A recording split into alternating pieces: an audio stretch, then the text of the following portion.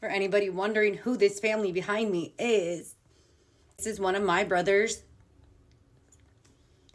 Cop right there in the black. Right there, you see him.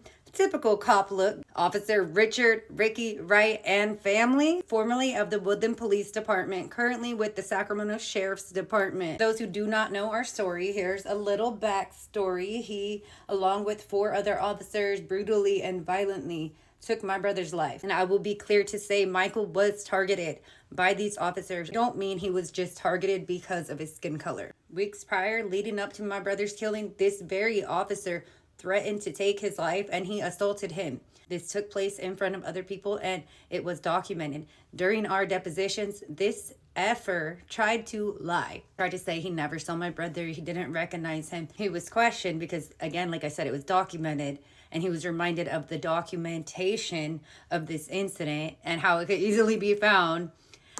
And guess what? Oh yeah, I may remember him. Yeah, so he got caught lying. I sat through all the depositions with these officers, and honestly, just watching these pigs fumble their words, being caught lying, being caught up, it was fulfilling for me. It was a win. I take that as a win. With this fight, you guys, we don't get many wins.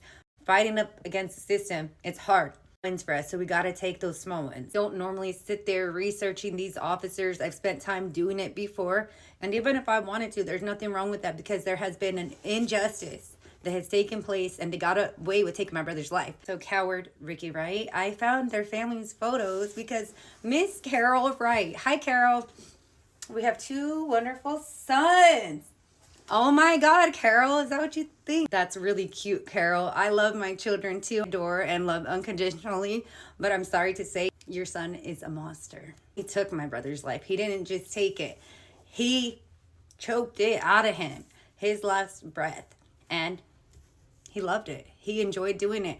Why don't you ask his cousin, Krista Martinez? Do you know Krista? Yes, that's right. During that time when he killed my brother and took his life, while my brother was already restrained and in handcuffs when he came on the scene, Krista, his cousin, you guys, weird part to my brother's story, Krista was a ride-along. Yep. She saw everything. And guess what? Krista's her own statement, it really didn't help her cousin. It actually helped us. Thank you, Krista. Thank you, by the way. And I am sorry that you had to sit there and see what happened, because that I've told other witnesses to these horrific type of killings that I can't imagine having to sit there and live with this, watching somebody die this way. I know what you heard and I know what you've seen. And I know what people have tried to say to justify what this monster did. But I think you know better than anybody else that he's a fucking monster. And look at this dude. Evil. Interesting thing about Ricky Wright, he actually spent many years patrolling in the community that he actually lives in. Hey, we don't usually see that. They're usually pretty scared, but Ricky Wright, he lives right there in Woodland, California, right across the street from a public park. It's actually a park I used to train a lot of my clients at. Another family photo. This is Heather Wright here. That's actually Richard Wright's daughter, who were the same year. I actually had a class with Heather. What do you know? Small town, right? I had a class with a daughter of my brother's murderer. They're obviously one of these longtime Woodland families. You know, they probably have a lot of deep connections, and according to the photos, it seems like there's law enforcement all up in it. My family grew up in Woodland too, longtime Woodland residents, born and raised there. Makes me also wonder if some of his folks are the people that were hella racist towards my family growing up. Oh, you know, again, Richard Wright over here with his wife, Mary. It's a small town again. I know people who know them, and word gets around. You know, this 40% thing that it said about the police, it's true. They actually self-volunteered that information. So it's actually higher, guys.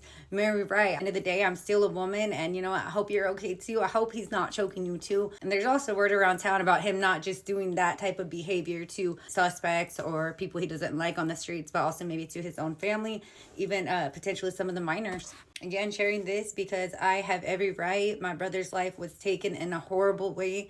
It wasn't an accident. It was intentionally done. He gets to sit here and smile with his family while my brother suffered a very violent death, while my family doesn't ever get to see him again. And everything that my family has been through, we as a family are reminded every day what they did to my brother, what him and 4 other cops together did to my brother. So It's nothing for me to add a photo of him and his family and to show you guys how horrible this justice system is. Again, him and the other cops involved, they lost summary judgment in our civil rights case. They lost their shot at qualified immunity, not once but twice, because they violated policies and because it was proven that they were wrong. And if anybody looks at the facts in the case, it shows murder.